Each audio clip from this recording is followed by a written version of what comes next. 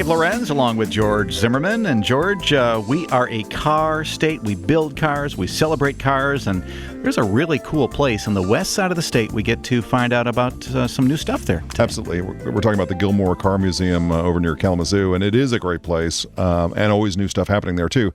We've got Jay Fallis with us today, the marketing director for the Gilmore. And Jay, you've got a new museum you're opening at your tremendous place. Tell us about it. Yeah, exactly. On the 18th of May, it's a Sunday, we're going to have our grand opening of the Model A Museum, and it's actually the largest Model A museum in the world. There's a lot of private collections out there where people have Model A's, but this is the first public museum dedicated strictly to the Model A. And they've got some fantastic vehicles in there. And of course, if you know the Model A, they made them from 1928 to 1931. Right. And so, the first thing people might ask is, well, why not the Model T? Wasn't that the breakthrough legendary car? Why would you build a museum for the A? Well, you're probably right. The Model T had about 15 million of them were built and sold. Wow. From 1908 to 27. And they actually have a couple different museums dedicated to the Model T. There's one in Indiana, and of course the Kite plant over in the Detroit area. Right. Features the Model T. But the Model A, it actually was Ford's second big success. Henry Ford started in 1903, and he actually started with a Model A, which kind of surprises people. But he went through the A and the several letters in the alphabet, and at T they stopped, and then when they came out with a new car, he started back with the A. But it was, they kind of skipped all over the place. I've always wondered about that, actually. Well, yeah, and I think people don't, because you're so used to just referring to them as the Model T, Model A, that you kind of, if you don't know the story, you would know there was probably a J and a K and an M. They're all over the place. Yeah. And people are surprised. What they've done is one of the first vehicles you see when you walk into the new museum is a 1903 Model A. To say, okay, here's the Model A that he started with. Oh, cool. Here's the Model T, and how the Model T really went through very few changes. Mm-hmm. And then here's the Model A. And actually, when Henry Ford announced that he was going to come out with a brand new car, and you have to remember, this is the first new Ford in 20 years, right? Because the Model T had been out there forever. Right. When he said, you know what, we're going to come out with a new Ford, they sold 400,000 sight unseen before it even was debuted. Holy cow. Yeah, why can't I come up with those ideas? Dave, I'll tell you about that later. Isn't that kind of like standing at the appliance store, the electronic store to get your iPhone or whatever? Yeah, I know. It's the same kind of a thing. But people, they love the Model T. It was utilitarian, right. But they fell in love with it. It was something that everybody could afford. So when they heard Ford was going to do another car, they thought that's got to be the same quality. Yep. And I think they were amazed because it's a far step up. Double the horsepower, far easier to drive. Yep. More colors and styles.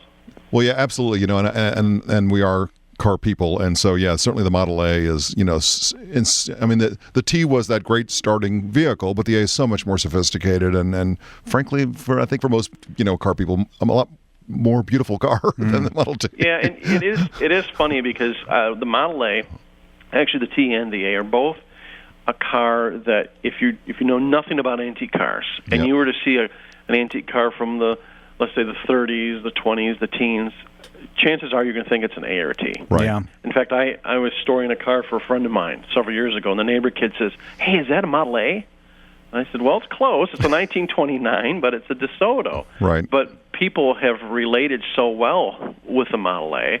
In fact, they sold 5 million of them in 4 years. Yeah. Wow. It's pretty amazing when you compare it to today and the competition and all that's out there of what they were able to accomplish. Yep. And like I said, it came in all different colors where, Model T, if you wanted accessories for it, you had to buy them elsewhere. Right. Was the Model A built at the Rouge plant or the Highland plant?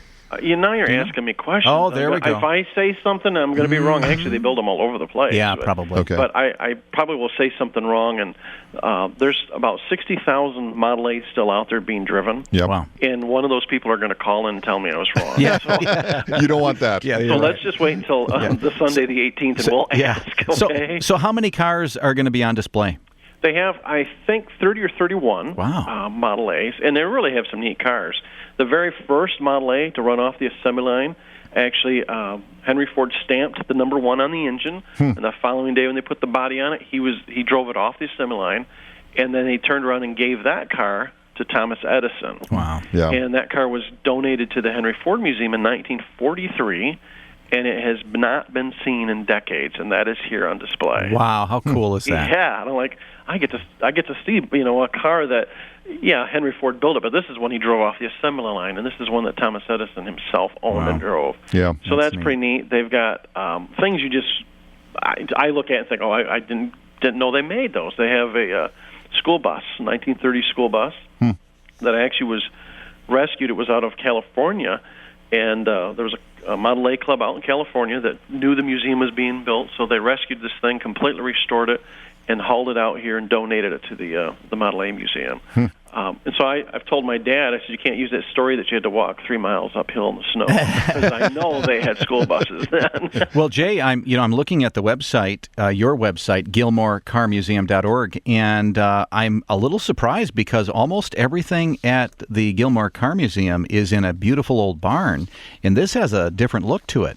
Yeah, this is a 1928 dealership, and it not only looks the part, they matched it right off of blueprints. Wow. And inside you're going to see a whole service bay where there's new old stock parts. In other words, there's parts in there, not only just in the original packaging, I think there was bumpers and some sheet metal that are still in the original crates, have never been taken out. And it just, you walk in, even the cabinets, of course, the little price tags and stuff on it, all of it is just exactly like you would have saw, like 1928, 1930 at a Ford dealership.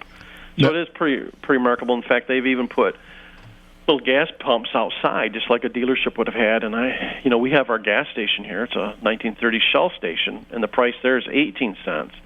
And the Gulf station that's at the Model A Museum is 18.5. And I said, great, now we're going to have a little price war on our own museum site. There you go. Now, so is that a new building? Yes, it's brand new. Okay. Just completed. It actually broke ground in April last year, so pretty exciting to think they were able to get it done so quickly. Yeah, well, of course, you being open now year-round is a very cool thing for car enthusiasts, being able to go to Gilmore, 12 months out of the year. Yeah, and the nice thing is that if you come in the winter, obviously we're not going to make you trudge through the snow and go between buildings, but we have enough buildings connected, you're still going to see about 170 cars in the winter. And a lot of those are some of our key cars or our special exhibits.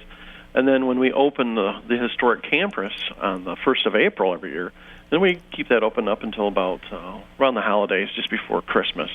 And then you get to go through, our gas station, or go see our pedal car exhibit, or see cars in all these different buildings. So we've got not just the gas station or the dealerships. We actually have a Franklin dealership as well.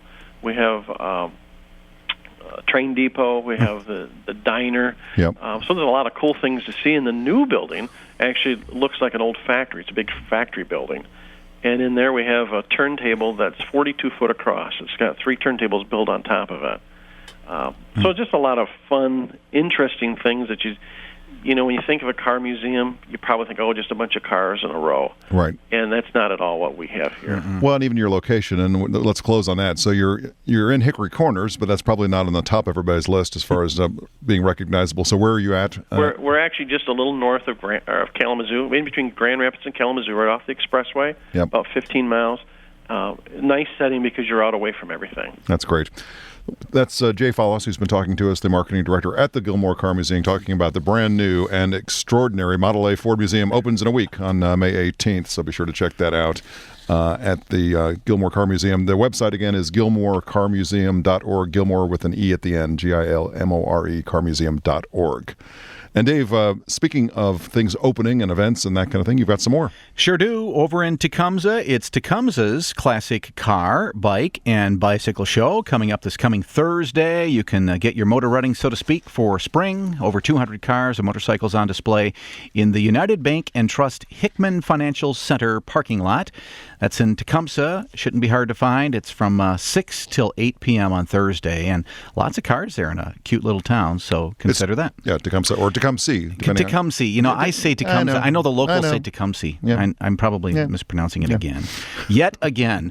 Over in Battle Creek, it's Spring into the Arts, and that is a kind of a one-evening thing where basically you can go to various displays and meet artists from all over the community and see art pieces all throughout downtown Battle Creek. So that's coming Friday night, the 17th, as well. A cool idea. You can see more and more of these types of art walks all throughout the state.